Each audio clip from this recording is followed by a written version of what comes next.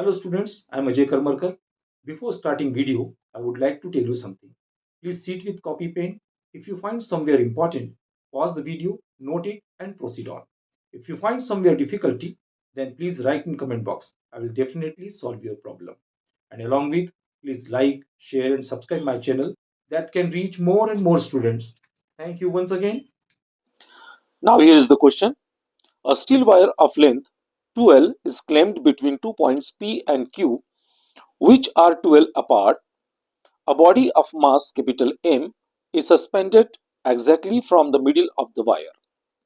The cross-sectional area of the wire is capital A and its Young's modulus is capital Y in the equilibrium position. Each half of the steel wire is inclined with the horizontal at an angle theta. Here find theta.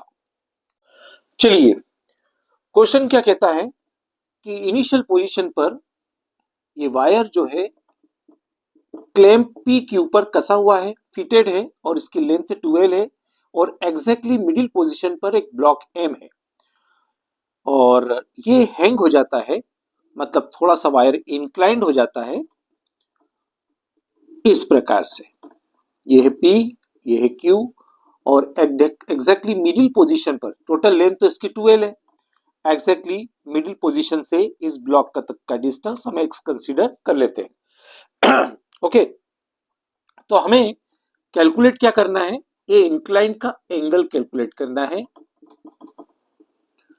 Okay, तो सबसे पहले हम देखते हैं कि इस पर लगने वाला जो टेंशन है वो टी है और हॉरिजॉन्टल लाइन ड्रा करने के बाद अगर ये थीटा कंसीडर किया है तो ऑब्वियसली ये भी थीटा होगा, इंटीरियर अल्टरनेट एंगल।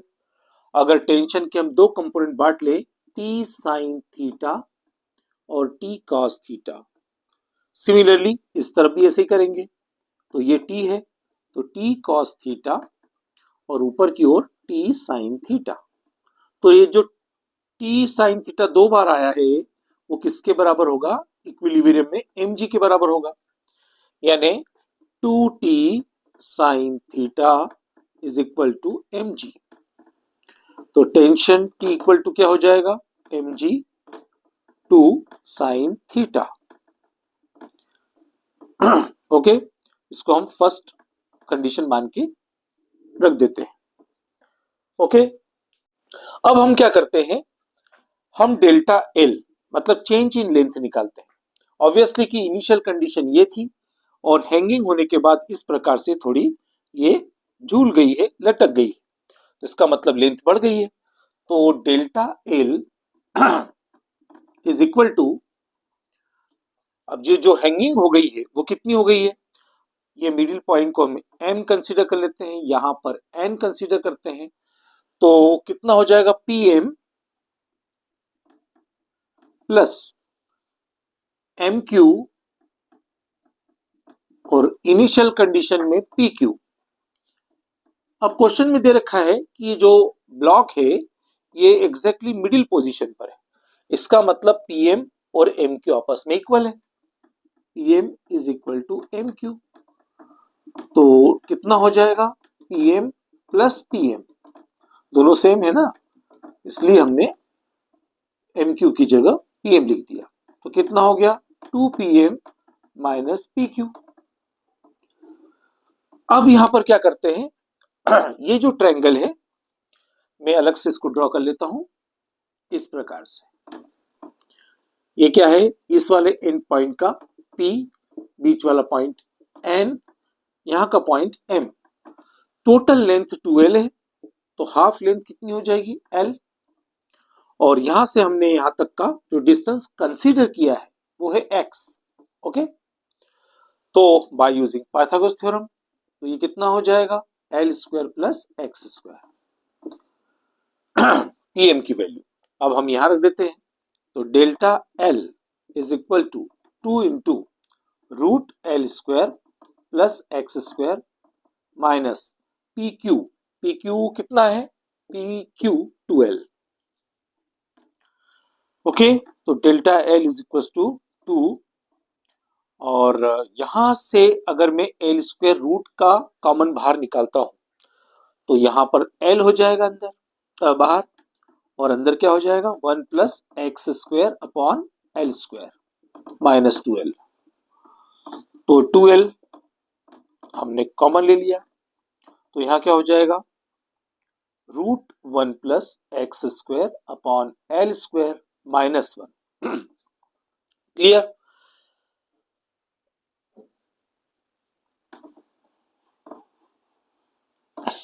अब यहां पर हम रूट को क्या लिख सकते हैं 1 plus x square upon L square power half minus 1। अब बायनोमियल थ्योरम का यूज करेंगे। बायनोमियल थ्योरम क्या कहती है 1 plus 1 by x raise to power n can be written as 1 plus n by x, मतलब यहां पर मल्टीपल हो जाता है। ये है बायनोमियल थ्योरम। ओके, तो हम इस बायनोमियल थ्योरम का यूज यहां करेंगे। Delta L is equal to 2l 1 plus 1 by 2 x square upon L square minus 1, minus 1 plus 1 cancel out, तो कितना हो जाएगा delta L is equal to 2l into x square upon 2l L square. ये एक L cancel out हो गया, यहां से 2 से 2 कैंसल आउट हो गया, तो डेल्टा एल कितना हो गया x square upon L. Okay, तो ये हमने डेल्टा एल की वैल्यू निकाल ली। चलिए अब हम आते हैं यंग्स मॉड्यूलस पर। तो यंग्स मॉड्यूलस क्या कहता है, Young's modulus is equal to force upon area और ओरिजिनल लेंथ, मतलब इनिशियल लेंथ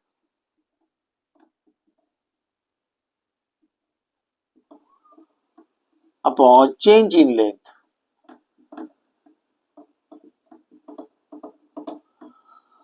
तो यहां पर आपका जो फोर्स है वो ये वेट है, और ये किसके बराबर टी के बराबर है,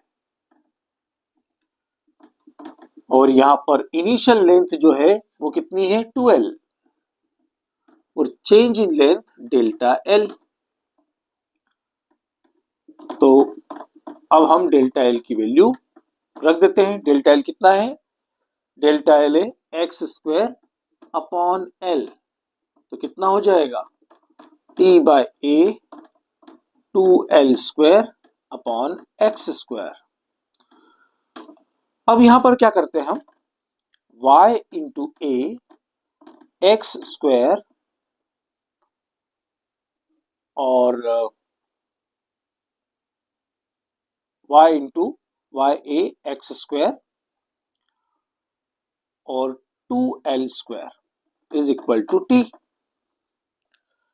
ये हो गई आपकी इक्वेशन सेकेंड। अब हम t की वैल्यू फ्रॉम फर्स्ट इक्वेशन से रखते हैं Y A x square 2l square is equal to t की वैल्यू क्या है mg अपॉन 2 साइन थीटा।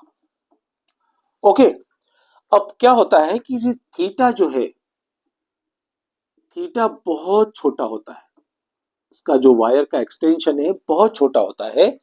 तो छोटे एंगल के लिए फिजिक्स में कंसेप्ट है कि साइन थीटा अप्रोक्सीमेटली बराबर थीटा, या फिर हम इसे टेन थीटा ले सकते हैं। तो टेन थीटा लेंगे तो क्या बन जाएगा टेन थीटा में, तो ये x है और ये l है, तो x अपॉन l। ओके, तो यहां साइन थीटा में हम लिख सकते हैं x बाय l। तो यहां पर y a x square upon 2l square is equal to mg 2 और x और बाय l, अपॉन का अपॉन ऊपर चला गया, यहां से 2 से 2 कैंसल आउट हो गया, तो y a एक्स क्यूब और यहां पर क्या हो जाएगा y a x cube mg l cube. अब हमें x क्यूब की वैल्यू चाहिए, तो x क्यूब कितना हो जाएगा mg l cube upon y a।